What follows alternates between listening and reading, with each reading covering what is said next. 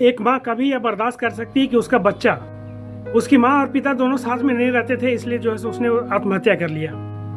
मतलब आपने तो महाराष्ट्र का वो केस जरूर सुना होगा जिसमें कि यह बताया जा रहा है कि आईफोन के लिए वो बच्चा जो है सो पहाड़ के ऊपर से कूद करके अपना जान दे दिया।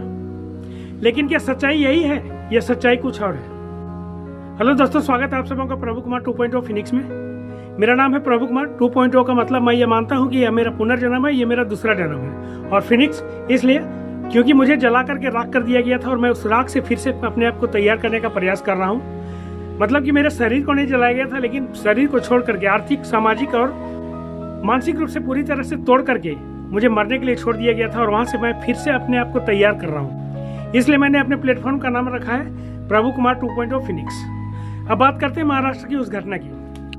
अब हालांकि जो खबरें आ रही हैं उसमें तो यही पता चल रहा है कि आईफोन के लिए उस लड़के ने अपने आप को खत्म कर दिया, और साथ ही जहाँ तक खबरें आ रही है उसके माता पिता भी दोनों खत्म हो चुके हैं। लेकिन क्या ये जो खबर आ रही है आईफोन वाली, क्या ये सच है या फिर इसमें कुछ मिलावट है या फिर इसको बना करके बताया जा रहा है? मतलब मुझे जहाँ तक जानकारी मिली है, जिस प्रकार से अलग अलग प्लेटफॉर्म से और लोगों के बातचीत के द्वारा जो पता चला है, उसका वास्तविकता यह पता चला है कि लड़के का माँ और पिता दोनों अलग रहते थे। माँ बहुत जिद में आ गई थी कि अब इसके बाप के साथ मुझे नहीं रहना है, उसके पति के साथ नहीं रहना है। और वो लड़का हर समय इस बात का जिद करते रहता था कि तुम लोग दोनों साथ में आ जाओ, साथ में रहो, नहीं तो एक दिन तुम लोग मुझे खो दोगी।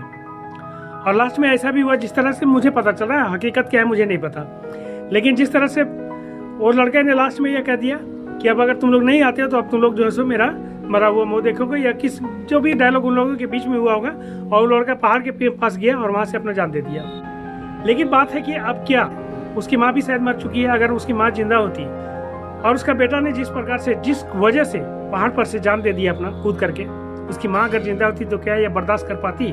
क्या अपने आप को कभी माफ कर पाती कि उसका बेटा सिर्फ इसलिए मर गया कि वो चाहता था कि उसका माँ बाप दोनों साथ में रहे, और दोनों साथ में नहीं आए। उसके बाद बच्चे ने पहाड़ से कूद करके आत्महत्या कर लिया। क्या अपने आप को कभी वो पूरी जिंदगी माफ कर पाती? लेकिन जानते हैं, मेरे केस में भी कुछ इसी प्रकार से है। हम लोगों के बीच में ये पहला दरार नहीं पड़ा है। दोनों पहली बार अलग नहीं हुए, कई बार इसके पहले भी हुए। लेकिन बहुत टाइम जो है कभी हम लोग अपने विवेक से, अपनी सूझबूझ से साथ में आए, कभी बच्चों की वजह से आए, बच्चों का विवेक और सूझबूझ से सामने आए।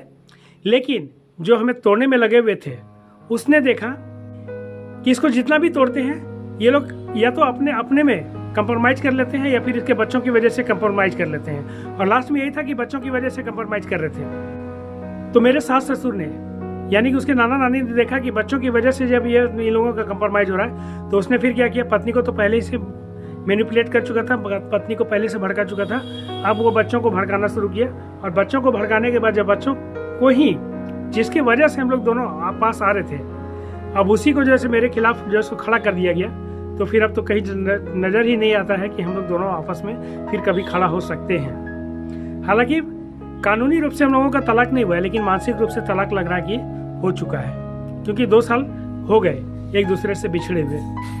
अब 2 साल के बाद फिर जब मिलेंगे, कब मिलेंगे कुछ पता नहीं। लेकिन हमारे घर को तोड़ने वाले का मंसूबा इस बात से वह मतलब कि ज़्यादा पुख्ता हो गया कि जब उसने हमारे बच्चों को मेरे खिलाफ खड़ा कर दिया। मेरे खिलाफ जब मेरे बच्चों को खड़ा कर दिया, फिर पास आने का कहीं से कोई रास्ता दिख नहीं रहा है। वो अपने अलग रास्ते, उन लोगों को तो कुछ कमी है नहीं, रुपया पैसा घर द्वार सब कुछ है। जो कमी है मेरे पास है, ना पैसा है, न घर है, और किसी प्रकार से अपना जीवन में गुजार रहा हूँ। देखता हूँ आगे क्या होता है। अगर इस प्रकार से अगर आप मेरा कुछ सपोर्ट करना चाहते हैं तो बस सपोर्ट इतना कीजिएगा, वीडियो को लाइक कर दीजिएगा, दोस्तों को शेयर कीजिएगा और चैनल को सब्सक्राइब कर लीजिएगा। मिलते हैं अगली वीडियो में, लेते हैं आपसे विदा। धन्यवाद।